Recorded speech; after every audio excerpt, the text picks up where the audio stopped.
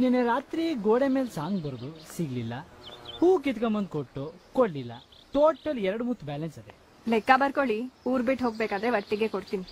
ಈ ಹೂವ ಏನ್ ಮಾಡೋದು? ನಮ್ಮ ಅಕ್ಕಂಗ್ ವಾಪಸ್ ತಗೋ ಕೊಟ್ಟು ತಿರ್ಗಾ ನಮ್ ಬಾವ್ರ ಕೈಲಿ ಚಪ್ಲಿ ಇಡ್ತೀನದು. ನನ್ ಮಲ್ಗೆ ಹೂ ಅಂದ್ರೆ ತುಂಬಾ ಇಷ್ಟ. ನಾನ್ ಚಿಕ್ಕ ವಯಸ್ಸಲ್ಲಿದ್ದಾಗ ಅಮ್ಮ ನನ್ ಮೊಗ್ಗಿನ ಜಡೆ ಹಾಕಿದ ಫೋಟೋ ಇದೆ. ರೇಷ್ಮೆ ಲಂಗ ಹಾಕೊಂಡಿದ್ರ?